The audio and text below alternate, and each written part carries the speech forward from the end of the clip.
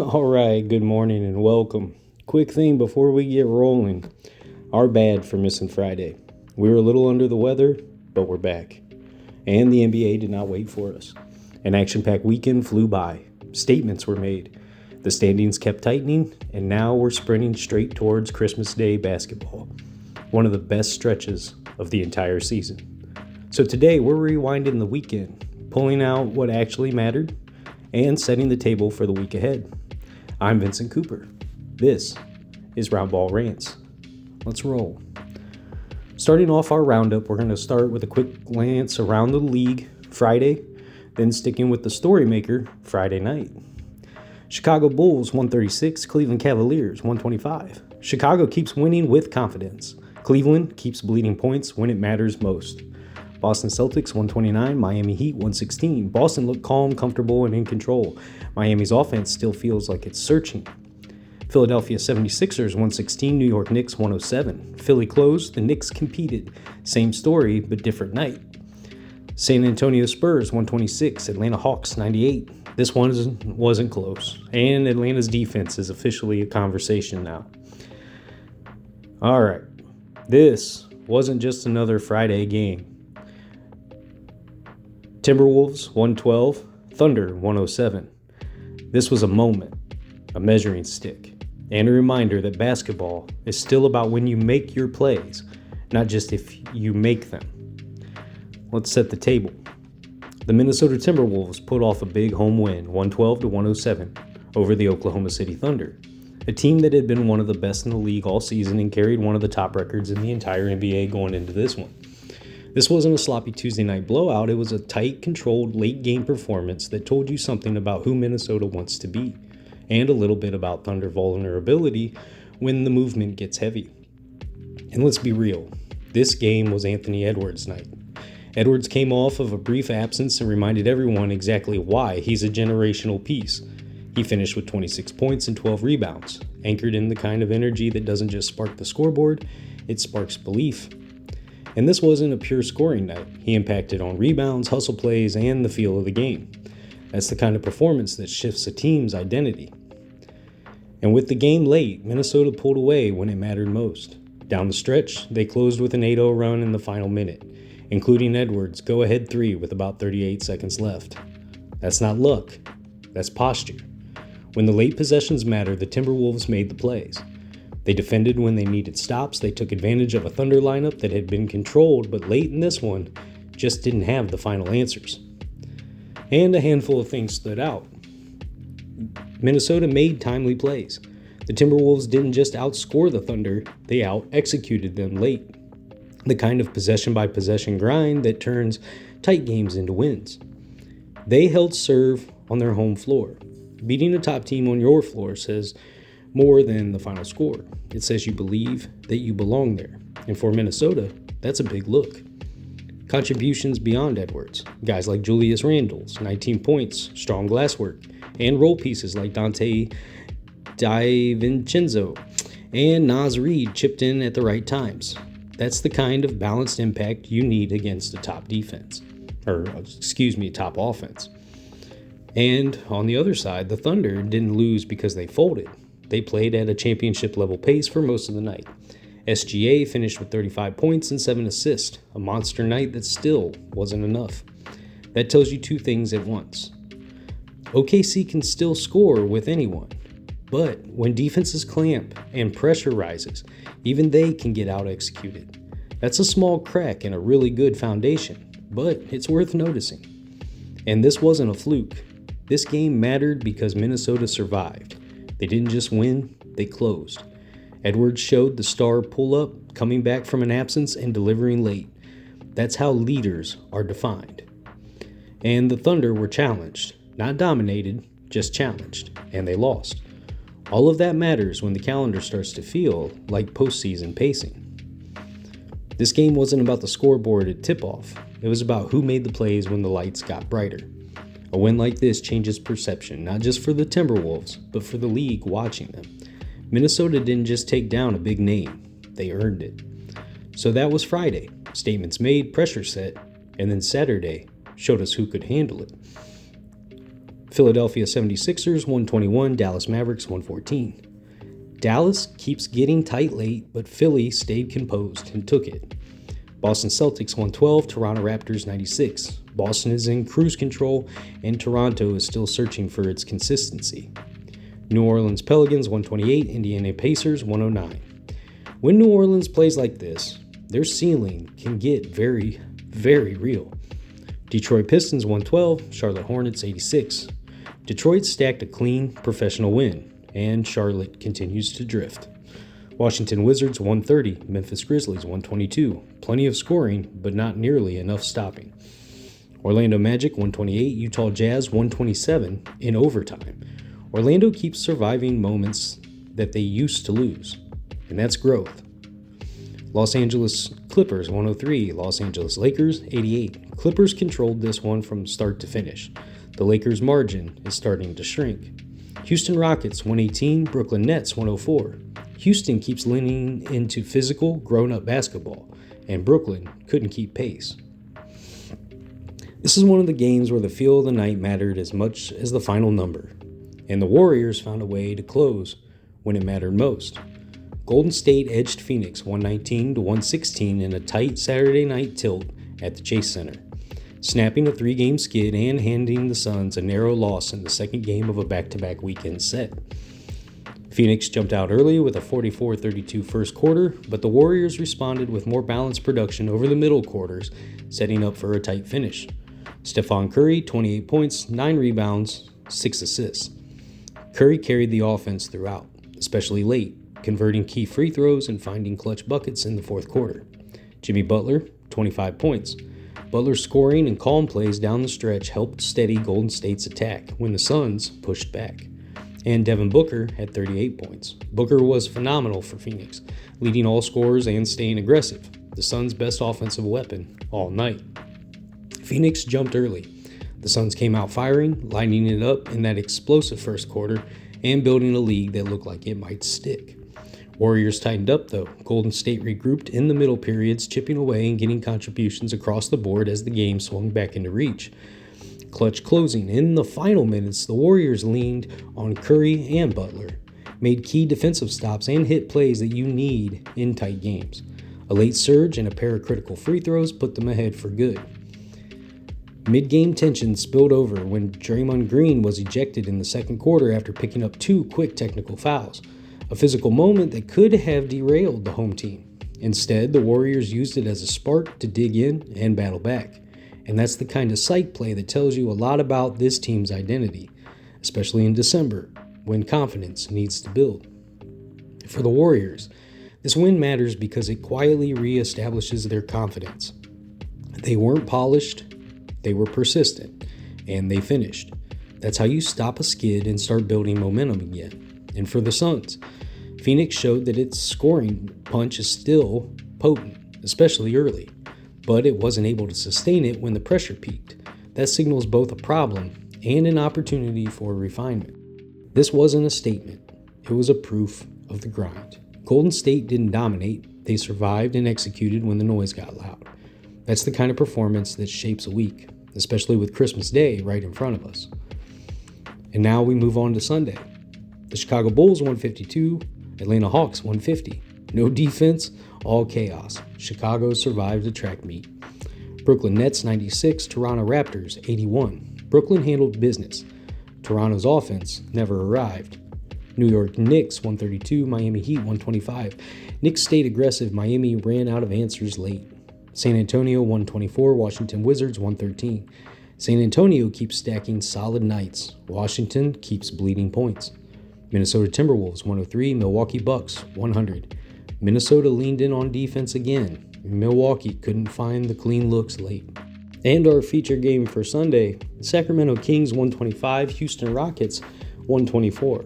Now this felt like a Sunday night gut check because this game wasn't clean. It wasn't pretty, it was tense.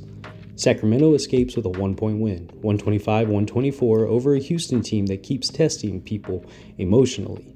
The Kings didn't dominate, they survived. And sometimes in this league, that's the whole job. This was a back and forth night from the jump. Houston played physical, sped things up, and forced Sacramento into uncomfortable possessions, exactly how they want to play. In Sacramento, they didn't blink. They matched pace when they had to, slowed the game when it mattered, and trusted their late game structure instead of panicking. Down the stretch, every possession felt heavy. Misses mattered, fouls mattered, spacing mattered. Houston had chances, real chances. But this is where the experience shows up. Sacramento executed just enough. A stop here, a bucket there, and suddenly you're up one with the clock bleeding. That's not highlight basketball. It's survival basketball. And for Sacramento, this is a grown-up win. You don't apologize for these. You've earned it. Now stack them. And for Houston, this is the next step. They're not sneaking up on anyone anymore. They are testing teams. The wins are coming, but nights like this are where young teams learn how thin the margin really is. And Sunday night didn't reward flash. It rewarded control.